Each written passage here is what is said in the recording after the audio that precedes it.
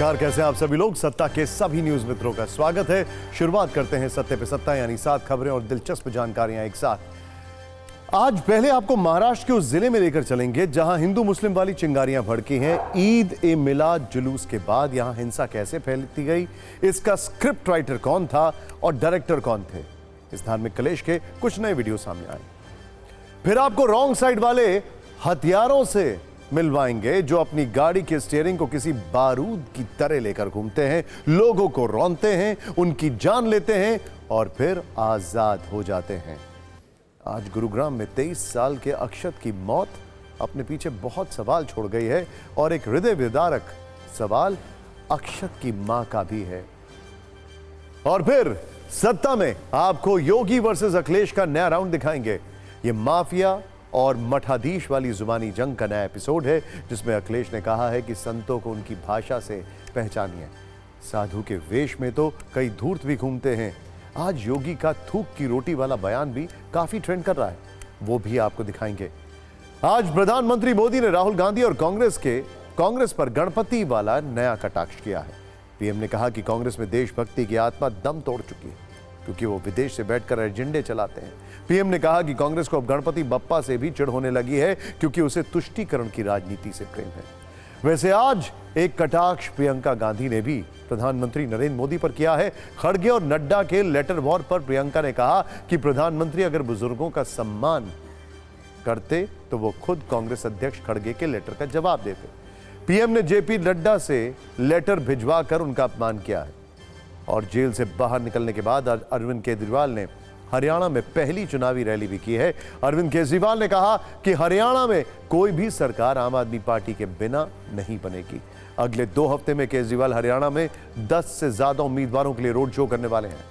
और एक बड़ी खबर झारखंड से है, जहां बीजेपी की परिवर्तन यात्रा की शुरुआत हो गई है। गृह मंत्री अमित शाह ने इसे हरी झंडी दिखाई है और कहा है कि घुसपैठिए जेएमएम, आरजेडी और कांग्रेस का वोट बैंक है और अगर राज्य में बीजेपी की सरकार बनी तो इन घुसपैठियों को उल्टा लटका देंगे। इस सब के बीच में सत्ता में सबसे पहले बात करते हैं उस धार्मिक कलेश की जिसमें नफरत वाली चिंगारियां हैं, हिंदू मुस्लिम वाली आग है। आज कुछ वीडियो सबूत के साथ ऐसे लोगों की चाल, चरित्र और चेहरे को बेनकाब करने वाले हैं जो विशेष तौर पर त्योहारों के मौसम में नफरत और हिंसा का माहौल बनाते हैं। पिछले कुछ दिनों से ऐसे पत्थरबाजों और उन्मादियों का केंद्र बना हुआ है महाराष्ट्र, जहां गणेश जुलूस के दौरान पत्थर फेंके जा रहे हैं, जहां ईद के दौरान ईंट और पत्थर फेंके जा रहे हैं, आगजनी की जा रही है, हिंसक प्रदर्शन हो रहे हैं। लेटेस्ट मामला है महाराष्ट्र के नंदुरबार का, जहां ईद के दौरान कल दोपहर जबरदस्त झड़प होती है। नंदुरबार में हिंसा का ये लेटेस्ट वीडियो है जिसमें देख सकते हैं कि कैसे गली के अंदर 2 गुटों के लोग सड़क छाप गुंडों की तरह लड़ते हैं। दोनों तरफ से पत्थरबाजी होती है, नारेबाजी होती है। यहां पर मसला धर्म का नहीं है क्योंकि पथराव गणेश जुलूस के दौरान भी हो रहा है और ईद के जुलूस के दौरान भी नंदुरबार में पत्थर फेंके गए। मसला सिर्फ और सिर्फ उन खतरनाक लोगों का है जो हमेशा साजिश के पत्थर से समाज का ताना बाना बिगाड़ने की ताक में रहते हैं। ऐसा लगता है कि इन लोगों को इस काम के लिए विशेष तौर पर प्रशिक्षित किया जाता है।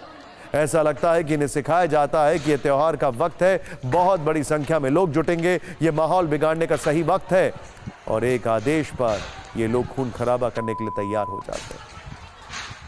महाराष्ट्र के नंदुरबार का यह दूसरा वीडियो देखिए। ईद ए मिलाद जुलूस के दौरान की यह तस्वीर है। पुलिस के अनुसार मालीवाड़ा इलाके में अचानक नारेबाजी के बाद पत्थरबाजी शुरू हो गई। उपद्रवियों ने कई गाड़ियों में आग लगा दी, एक घर में भी आग लगा दी गई, यहां तक कि पुलिस पर भी पत्थर फेंके गए।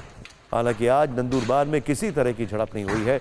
पुलिस का पहरा है, एक्शन भी जारी है। हत्या की कोशिश, दंगा फैलाने, सरकारी संपत्ति को नुकसान करने समेत कई अपराधों के केस दर्ज किए गए हैं। 109 आरोपियों की पहचान की गई है जिसमें से 55 को गिरफ्तार किया गया है जबकि 54 आरोपी फरार हैं। दावा है पुलिस के रेडार पर 150 से 200 लोग हैं जिनकी पहचान सीसीटीवी वीडियो के आधार पर की जा रही है। सिर्फ 120 सेकंड में नंदुरबार में धार्मिक कलेश की पूरी कहानी को देखिए, उसके बाद साजिश के पत्थर पर हो रही चुनावी पॉलिटिक्स की भी चर्चा करेंगे।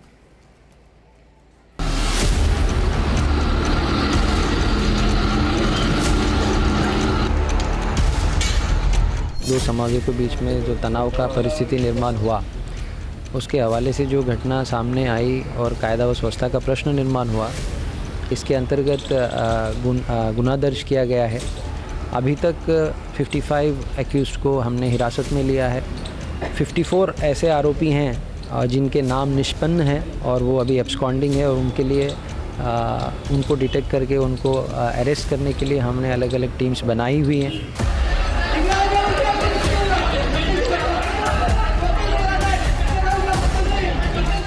बहुत जगह जानबूझ के कोई वातावरण निर्मिति का प्रयोग कुछ लोग कर रहे हैं और जानबूझ के फिरका परस्त ताकत दो कुछ काम करने की कोशिश कर रहे हैं। इसका असर ये हो रहा है कि कुछ जगह तनाव निर्माण हो रहा है, जो चुनाव के लिए इस्तेमाल करने के लिए कुछ लोग प्रयास में हैं। महाराष्ट्र में कानून व्यवस्था कहाँ बची है, तो उनको पता है, तो विभाजन कर कर हम लोग सत्ता में आ सकते कि ये कोशिश कर रहे हैं।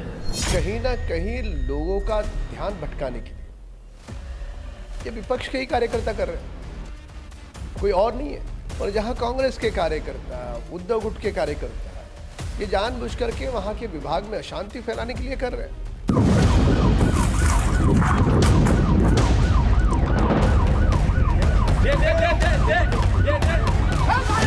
इन लोगों ने तय कर लिया है कि आइए दंगा फसाद करवाते हैं, नफरत फैलाते हैं, सांप्रदायिक दंगे करवाते हैं, हिंसा करवाते हैं।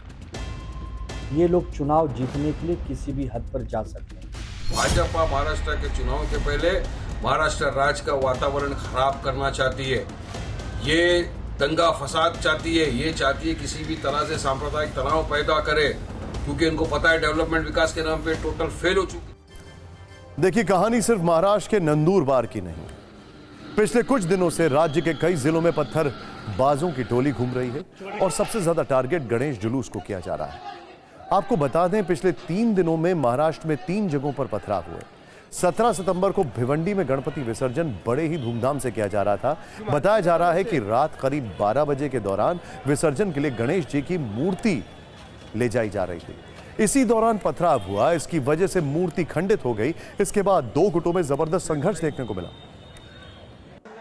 18 सितंबर की बात कर लेते हैं। 18 सितंबर को महाराष्ट्र के अकोला में धार्मिक शोभा यात्रा के दौरान माहौल तनावपूर्ण हो गया जब कुछ लोगों ने पत्थर फेंके। ऐसी सूचना मिलते ही पुलिस तुरंत मौके पर पहुंच गई और स्थिति को नियंत्रित किया गया। पथराव कर रहे 68 लोगों को हिरासत में ले लिया गया और उनके खिलाफ दर्ज कर कानूनी कार्रवाई की जा रही है। और इसके बाद कल नंदुरबार में क्या हुआ, इसकी पूरी कहानी आपको बताई। इसके वीडियो सबूत भी हमने आपको दिखाए। सिर्फ महाराष्ट्र में ही नहीं, बल्कि गणेश जुलूस पर पथराव का सिलसिला पिछले कई दिनों से देश के अलग अलग राज्यों में जारी है। गणेश जुलूस पर सीरियल पत्थरबाजी हो रही है। 18 सितंबर को कर्नाटक के दावेड़गेरे में भगवान गणेश की प्रतिमा विसर्जन के दौरान पथराव हुआ था। हालांकि मौके पर मौजूद पुलिस ने मुस्तैदी दिखाते हुए हालात पर काबू पाया। दरअसल गणपति के विसर्जन का जुलूस चामराजपेट सर्कल के पास से गुजर रहा था। इस दौरान वहां कुछ लोगों ने पत्थर फेंके, दोनों तरफ से पत्थरबाजी की गई। पुलिस के मुताबिक पत्थरबाजी की यह घटना करीब 3 मिनट तक चली। पुलिस के एक्शन के बाद मामला शांत हुआ। इससे 7 दिन पहले कर्नाटक के मांड्या में गणपति विसर्जन जुलूस पर पथराव हुआ था, जिसके बाद दोनों गुटों में हिंसक संग्राम छिड़ गया था। कुछ लोगों ने दुकानों और गाड़ियों में आग लगा दी थी। ऐसे लोग आपके शहर में भी हो सकते हैं। ऐसे में इनकी साजिश को समझने और इनके चेहरों को पहचानने की आवश्यकता है। वैसे इन सब घटनाओं को देखकर मन में यह भी आता है कि क्या हमारे देश में अब कोई त्योहार शांतिपूर्वक नहीं मनाया जा सकता। इस सब के बीच में एक अशांति वाली खबर आ रही है मिडिल ईस्ट से, और हमारे पास जो जानकारी आ रही है, लेबनान में इजराइल की अभी अभी भीषण बमबारी। बेरूत पर इजराइल ने किया एयर स्ट्राइक।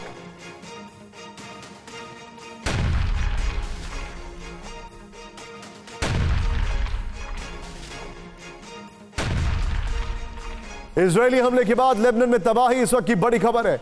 मलबे में सैकड़ों लोगों के दबे होने की आशंका है और यह इजराइल का राउंड 2 है अटैक का। कल रात भर इजराइल ने लेबनान पे अटैक किया। 100 लॉन्चर्स के ऊपर अटैक करके 1000 मिसाइल तबाह कर दिए और इसके बाद आज लेबनान ने अटैक किया तो इजराइल ने एक और बड़ा हमला किया। तस्वीरें विचलित कर सकती हैं। यह लेबनान का वही हाल है जो ऐसा लग रहा है जैसे गाजा का हाल है। मुझे याद है इजराइल के एम्बेसडर ने हमारे what India thinks today conclave में बातचीत में हमसे कहा था कि हम लेबनान में इतना बारूद बरसाएंगे कि उसको 50 साल हम पीछे कर देंगे, और वही तस्वीर अभी देखने को मिल रही है। इस सब के बीच में एक और बड़ी खबर, इजराइल के हमले में 5 बच्चों समेत 15 लोगों की मौत है और यह आंकड़ा बढ़ सकता है। यह इनिशियल रिपोर्ट्स आ रही हैं। रिहायशी इलाके को इजराइल ने बनाया निशाना, यह जानकारी आ रही है। आपको याद होगा बकायदा हिजबुल्लाह के समर्थित न्यूज़पेपर में कहा गया था कि अब हिजबुल्लाह इजराइल के रिहायशी इलाकों को टारगेट करेगा, लेकिन इजराइल ने वहां पर भी प्रीएम्प्टिव स्ट्राइक कर दी है। इजरायली बमबारी के दौरान इलाके में कोहराम है, तस्वीरें विचलित करने वाली हैं। इस सब के बीच में एक और बड़ी खबर, इजराइल ने F-35 से लेबनान पर एयर स्ट्राइक की। F-35 का मतलब यह है कि इजराइल अब कोई चांस नहीं लेना चाहता है। F-35 के डिजिटल फुटप्रिंट्स नहीं होते हैं, यह कोई रेडार में पकड़ में नहीं आता है, इसीलिए इजराइल ने अब एस्केलेशन लैडर पर सबसे ऊपर सबसे अच्छे विमान का इस्तेमाल किया है। F-35 ने बेरूत पर 2 मिसाइल अटैक किए हैं। आईडीएफ के टारगेट पर हिजबुल्लाह कमांडर इब्राहिम अकील था। बड़ी खबर, ये तस्वीरें आपके सामने हैं। इजराइल ने अब से थोड़ी देर पहले F-35 का इस्तेमाल करके अटैक किया, रिहायशी इलाकों में अटैक किया, हिजबुल्लाह के कमांडर को टारगेट किया, और ये तस्वीरें आपको जो स्क्रीन पर दिखाई दे रही हैं, इसका मतलब है कि इजराइल ने अब हेड ऑन लेने का फैसला कर लिया। लेकिन सत्ता में अब बात एक ऐसे आतंकवाद की करने जा रहे हैं जिसमें कोई बॉर्डर नहीं है, बल्कि सड़क और एक्सप्रेस वे है। इसमें कोई आतंकी नहीं है, बल्कि रॉन्ग साइड वाले वो हथियारे हैं जो चंद मिनट और चुल्लू भर पेट्रोल बचाने के लिए किसी की भी जिंदगी की लकीरों को मिटा देते हैं। और इन लोगों के हाथों में AK-47 नहीं, बल्कि वो स्टीयरिंग है जिससे वो किसी को रौंद देना मामूली बात समझते हैं और बदले में कहते हैं सॉरी। तस्वीरें देखिए जरा, ये वीडियो देखिए, अब आपको ये हैरान करने वाला वीडियो लगेगा।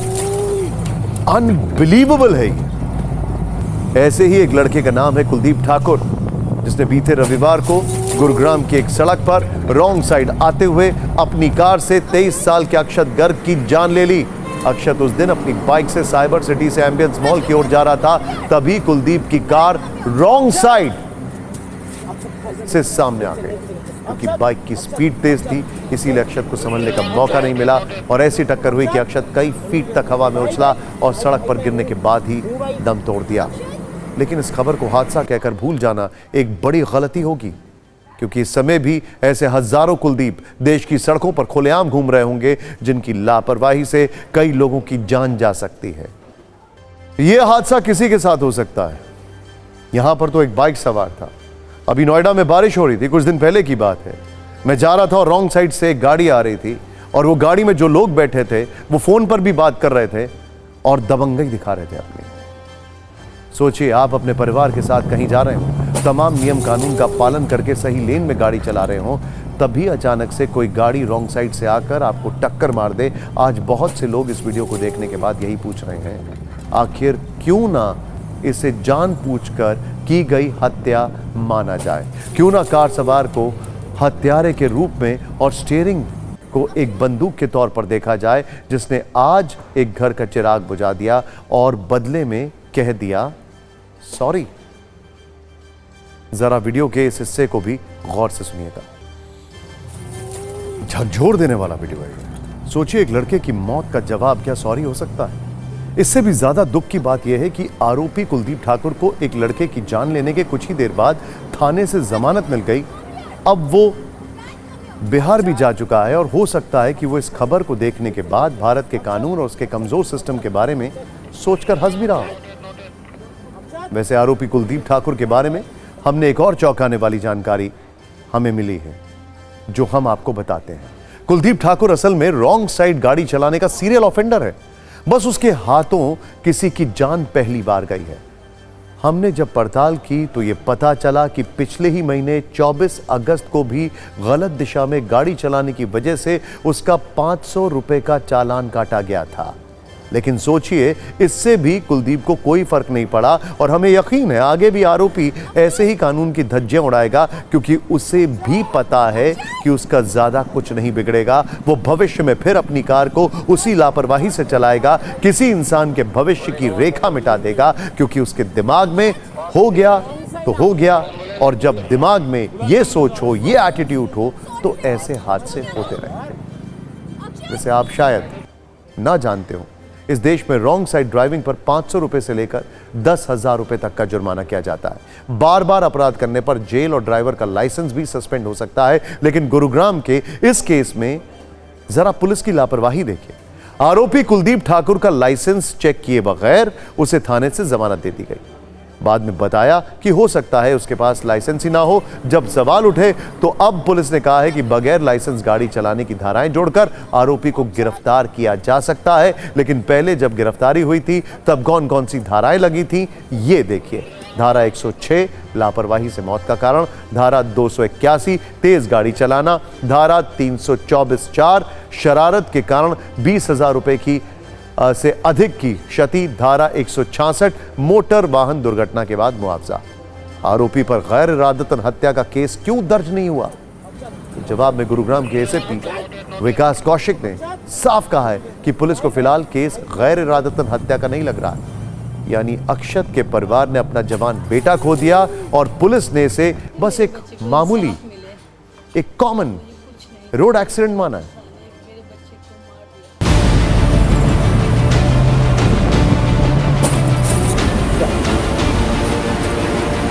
राजधानी दिल्ली से सटे गुरुग्राम में एक दिल दहला देने वाला हादसा सामने आया है, जहां पर एक तेज रफ्तार बाइक सवार एसयूवी कार से टकरा गई।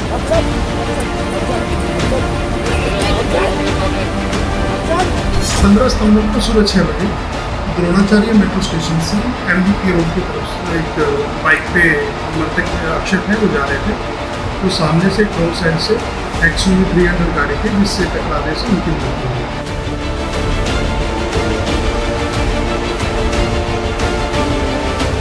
ठीक इसी जगह पर रोड साइड से आ रही एसयूवी कार से उसकी बाइक टकरा गई, जिसके चलते अक्षत की मौत हो गई।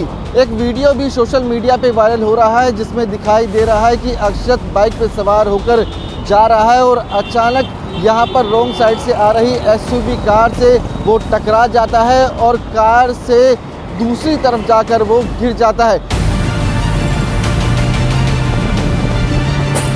थाने के अंदर खड़ी ये अक्षत की बाइक आपको नजर आएगी, जो कि पूरी तरह से चकनाचूर हो चुकी है। गाड़ी किस कंपनी की थी ये तक बताना बहुत ही मुश्किल है। देख सकते हैं कि जब वो बाइक आई थी तो ये जो कार है इसके आगे के हिस्से पर टकरा गई थी और ये हिस्सा पूरी तरह से डैमेज हो चुका है।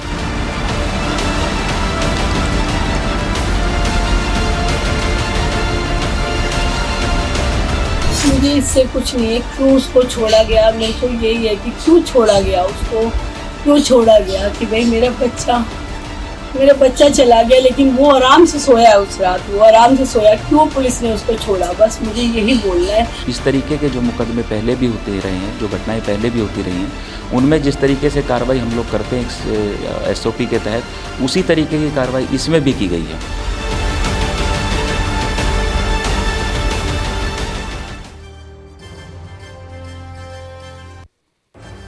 बहुत अफसोस की बात यह है कि इस देश में रॉन्ग साइड गाड़ी चलाने को शान समझा जाता है और इससे हासिल क्या होता है, थोड़ा सा पेट्रोल बच जाता है और चंद मिनट की बचत हो जाती है।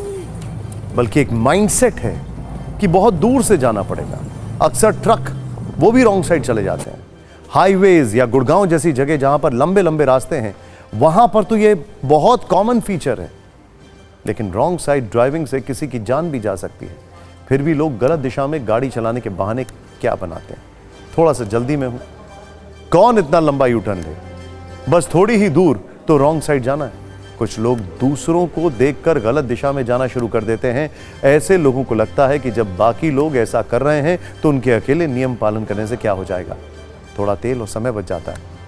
और कई बार गलत दिशा में गाड़ी चलाने का यह भी तर्क देते हैं कि सुबह सुबह सड़क खाली तो है।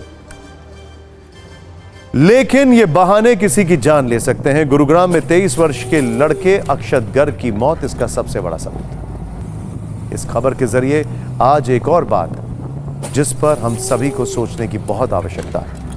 हमने इस देश में ऐसे कई हाईवे और एक्सप्रेसवे बना लिए हैं जिन पर किसी इमरजेंसी में हमारे लड़ाकू विमान और हवाई जहाज लैंड कर सकते हैं, लेकिन अफसोस की बात यह है कि आज भी हमारे देश में ऐसे बहुत से लोग हैं जो सड़क पर अनुशासन से चलने की तमीज नहीं सीख पाए हैं। ये ऐसे ही कुलदीप ठाकुर जैसे लोग जो सड़क पर चलती फिरती मौत बनकर घूमते हैं, जो अपनी एक गलती से किसी को भी मौत के मुंह में धकेल सकते हैं। इसीलिए अब सिर्फ ये मायने नहीं रखता कि आप सड़क पर कितनी अच्छी गाड़ी चलाते हैं, ये सारे नियम कायदे फॉलो करते हैं, बल्कि अब आपको अपनी गाड़ी के साथ ऐसे लोगों से भी बचने की जरूरत है जो बहुत लापरवाही से नियम कानून को कुचलते हुए आगे बढ़ते हैं और किसी सुसाइड बॉम्बर की तरह सड़कों पर आतंक फैलाते हैं। अब आपको सड़कों पर होने वाले वार्षिक संहार से जुड़े आंकड़े बताते हैं। दुनिया में भारत ही ऐसा देश है जहां सड़क हादसों में सबसे ज्यादा लोगों की मौत होती है। नेशनल क्राइम रिकॉर्ड ब्यूरो की रिपोर्ट के अनुसार भारत में हर घंटे सड़क हादसों में 17 लोगों की मौत होती है। इनमें से 60% से ज्यादा मौतें ओवर स्पीड यानी ज्यादा रफ्तार में गाड़ी चलाने की वजह से होती हैं। रैश ड्राइविंग और गलत तरीके से ओवरटेक करने जैसी गलतियों को जोड़ दिया जाए तो औसतन 20 से 25% मौतें इसी लापरवाही से होती है। 6% मौतें रॉन्ग साइड ड्राइविंग से होती हैं। यह भी नोट करने वाली बात है कि ट्रैफिक नियम को तोड़ने के जितने मामले होते हैं उनका 20% हिस्सा रॉन्ग साइड ड्राइविंग का होता है। लेकिन गलत दिशा में गाड़ी चलाने से जो हादसे होते हैं उन्हें किसी भी हाल में हादसा नहीं कहा जा सकता। ये एक तरह से हत्या है और भारत में हर साल बहुत बड़ी संख्या में ऐसी हत्याएं होती हैं। साल 2018 में भारत में गलत दिशा में गाड़ी चलाने की वजह से जो हादसे हुए उनमें 8,764 लोगों की मौत हुई। साल 2019 में 9,200 लोगों ने रॉन्ग साइड ड्राइविंग की वजह से अपनी जान गंवा दी। इसी तरह वर्ष 2020 में रॉन्ग साइड ड्राइविंग के चलते इस देश में 7,332 लोगों की मौत हुई, जबकि 2021 में गलत दिशा में गाड़ी चलाने वाले लोगों ने 8,122 लोगों को मार दिया। इसके अलावा वर्ष 2022 में ऐसे हादसों की संख्या 9,094 थी। इसीलिए अब इस पर बहस होनी चाहिए। आखिर लोगों में रॉन्ग साइड ड्राइविंग का डर क्यों नहीं है? आखिर लोगों में यह खौफ क्यों नहीं है कि अगर उनकी लापरवाही से किसी की जान गई तो क्या होगा? वो भी तब जब ऐसे मामलों में गलत दिशा में गाड़ी चलाने वाला इसके खतरों से पूरी तरह वाकिफ होता है। इसीलिए न सिर्फ गुरुग्राम के केस में बल्कि ऐसे सभी लोगों पर सड़क दुर्घटनाओं के मामले में हत्या का मामला दर्ज होना चाहिए जो खतरे से वाकिफ होते हुए भी ट्रैफिक नियमों का उल्लंघन करते हैं। सत्ता में अब शुद्ध राजनीतिक खबर, जिसमें आज पश्चिम से पूरब तक बयानों का हमला है और सबसे ज्यादा चर्चा उत्तर प्रदेश से में जारी उस राजनीतिक कलेश की है जिसमें एक तरफ सीएम योगी आदित्यनाथ है और दूसरी तरफ पूर्व सीएम अखिलेश।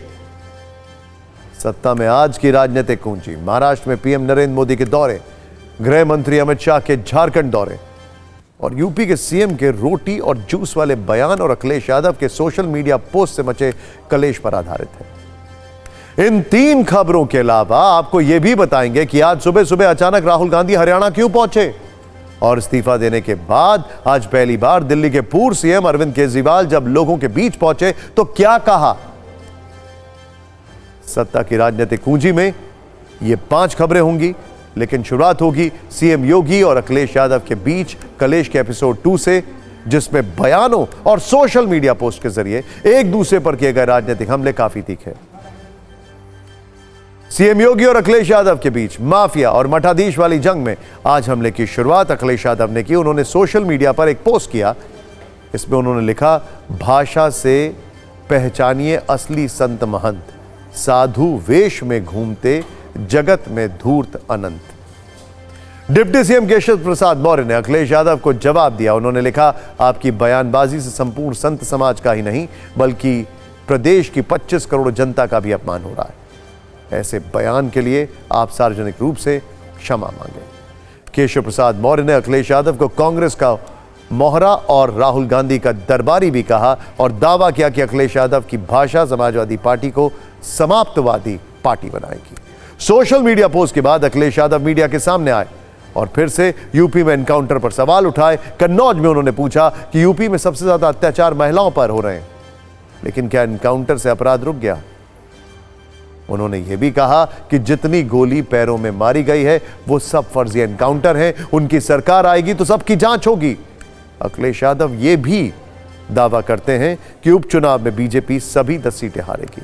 माफिया वर्सेस मठाधीश पर उन्होंने साफ कहा कि उन्होंने संतों को नहीं बल्कि मुख्यमंत्री योगी आदित्यनाथ को मठाधीश कहा।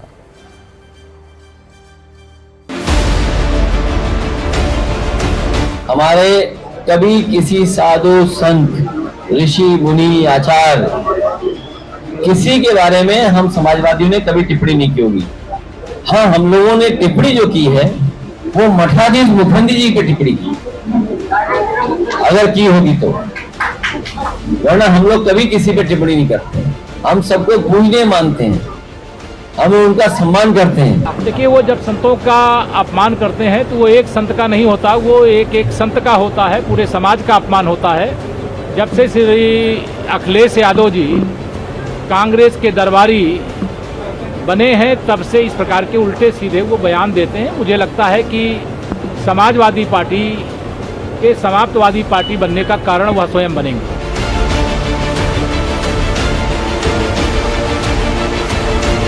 ये समाजवादी पार्टी का चरित्र है। समाजवादी पार्टी ने हमेशा सनातन धर्म को कलंकित करने का काम किया। हमारे साधु संतों को, हमारे महापुरुषों के बारे में उनके किस प्रकार से उनके विचार रहे हैं, ये जग जाहिर। समाजवादी पार्टी का चरित्र हिंदू विरोधी है। उनका हिंदू विरोधी चरित्र उनके बयानों में भी और उनके स्वभाव में भी कहीं ना कहीं प्रदर्शित होता है। पहले बयान और फिर सोशल मीडिया पर जारी जंग के बीच कल थूक वाली रोटी की एंट्री हुई। सीएम योगी आदित्यनाथ ने कल गोरखपुर के रामगढ़ ताल में फ्लोटिंग रेस्टोरेंट का उद्घाटन किया और कहा कि यहां पर हापुड़ वाला जूस और थूक वाली रोटी नहीं मिलेगी, यहां पर जो भी मिलेगा शुद्ध रूप में मिलेगा। इस सब के बीच में उत्तर प्रदेश के बाद महाराष्ट्र की बात करते हैं, जहां वर्धा में आज प्रधानमंत्री नरेंद्र मोदी पीएम विश्वकर्मा योजना के 1 साल पूरे होने पर कार्यक्रम में हिस्सा लेने पहुंचे। पहले तो पीएम मोदी ने इस कार्यक्रम में पीएम विश्वकर्मा योजना लाभार्थियों को सर्टिफिकेट बांटे। इसके बाद लगातार दूसरे दिन कांग्रेस पर भर भर के आरोप लगाए। प्रधानमंत्री मोदी ने आरोप लगाया कि कांग्रेस को गणपति पूजा से भी नफरत है, कांग्रेस को टुकड़े टुकड़े गैंग चला रहा है। देश का सबसे भ्रष्ट परिवार कांग्रेस का शाही परिवार है। कांग्रेस में देशभक्ति की आत्मा दम तोड़ चुकी है। कांग्रेस पर पीएम के हमले को आप चौतरफा हमला भी कह सकते हैं, क्योंकि पीएम मोदी के हमले में धार्मिक, सामाजिक, राजनीतिक और पारिवारिक 4 तरह के अंग। प्रधानमंत्री मोदी के अलावा कांग्रेस और उसके सहयोगी आज गृह मंत्री अमित शाह के भी निशाने पर थे। झारखंड से अमित शाह ने आज एक साथ राहुल गांधी, लालू यादव और हेमंत सोरेन तीनों पर हमला किया। उन्होंने कहा कि घुसपैठिए इनके वोट बैंक हैं, आप बीजेपी की सरकार बनाइए, हम घुसपैठियों को उल्टा लटका कर सीधे करने का काम करेंगे। कुल मिलाकर चुनाव के सीजन में पीएम मोदी देश के पश्चिमी हिस्से से, गृह मंत्री अमित शाह देश के पूर्वी हिस्से से राजनीतिक फायरिंग कर रहे हैं और उनके निशाने पर विपक्ष था।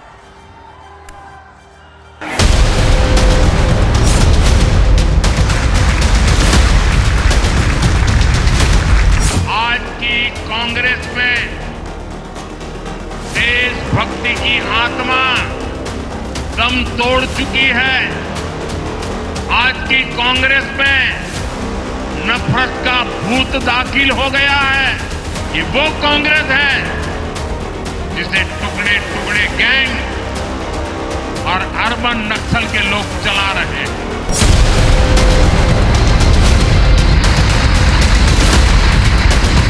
देश की सबसे बेईमान और सबसे भ्रष्ट कोई पार्टी है तो वो पार्टी कांग्रेस पार्टी है। देश का सबसे भ्रष्ट परिवार कोई है वो कांग्रेस का शाही परिवार है।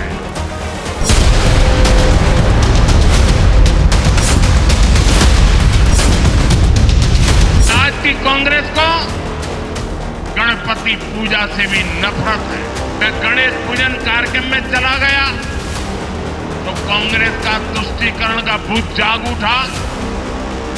कांग्रेस गणपति पूजा का विरोध करने लगी। तुष्टीकरण के लिए कांग्रेस कुछ भी कर रही है।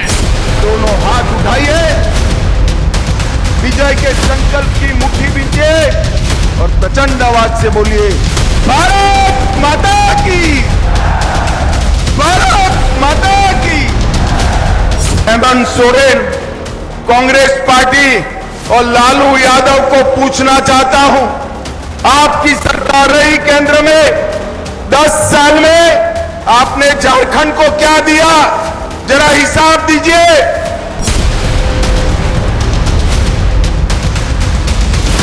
एक बार झारखंड सरकार बदल दीजिए, मैं आपको वादा करता हूं रोहिंग्या और बांग्लादेशी घुसपैठियों को चुन चुन कर झारखंड के बाहर भेजने का काम भारतीय जनता पार्टी करेगी। और सत्ता में अब बात करते हैं आईफोन वाले उत्साह की, जो भारत से लेकर दुबई और अमेरिका तक दिख रहा है।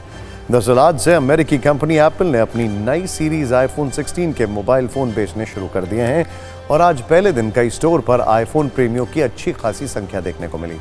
लोग कतार में लगकर आईफोन खरीदने का इंतजार कर रहे हैं। आपको बता दें कि एप्पल ने मुंबई में अपना पहला स्टोर BKC में खोला था और दिल्ली में साकेत में एप्पल का स्टोर है।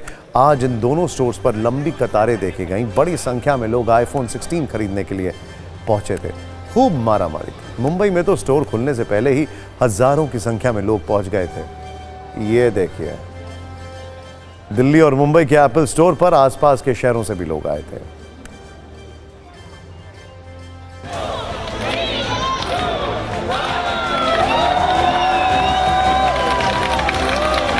मैं 21 आवर्स से लाइन में खड़ा हूँ। मैं कल 11 o'clock को स्टोर ओपन हुआ था, तब से आया हुआ हूँ।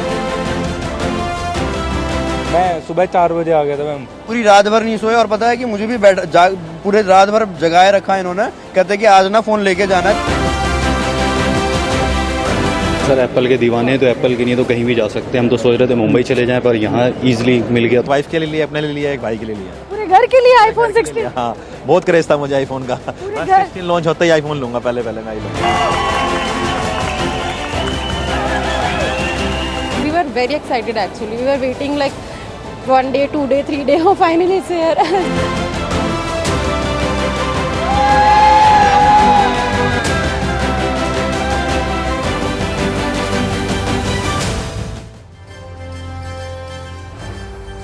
आईफोन एक ऐसा मोबाइल है जिसकी चाहत हर किसी की होती है, लेकिन इसकी कीमत दूसरे मोबाइल की तुलना में ज़्यादा होती है। ऐसे में हर किसी के लिए इसे खरीदना आसान नहीं होता है। हालांकि अब आसान हो गया है, वो मैं बताऊंगा आपको कैसे। अब हम आपको ये बताने वाले हैं कि आईफोन 16 खरीदने के लिए किस देश में लोगों को कितने दिन तक काम करना पड़ेगा, तब जाकर इतने पैसे उनकी जेब में आएंगे। तुर्की में 73 दिन, भारत में 48 दिन, चीन में 25 दिन, जापान में 13, फ्रांस में 10 दिन, ब्रिटेन में 9 दिन, अमेरिका में 5 दिन, स्विट्जरलैंड में 4 दिन। ये आंकड़े सभी देशों की औसत प्रति व्यक्ति आय के हिसाब से हैं। और लेकिन सवाल यह है कि आसान कैसे हो गया है। जब आप किसी आईफोन स्टोर में जाते हैं तो वहां पर अलग अलग बैंकों के फाइनेंस करने वाले लोग खड़े रहते हैं। भारत का एक डेटा कहता है कि आजकल भारत में आईफोन एक बहुत बड़ा परसेंटेज लोगों का फाइनेंस के थ्रू खरीदता है, वो भी लोन पर। हमारा हूटर भी ये सुनकर हैरान हो गया। सोचिए जरा। खैर, हम हैरान नहीं हुए हैं, लेकिन हमारी खबरों को देखकर आप हैरान जरूर होंगे अगर आप इनको वापस रिकैप में देखेंगे। बहुत बड़ा मैसेज है। रील्स को शेयर करिए। नमस्कार।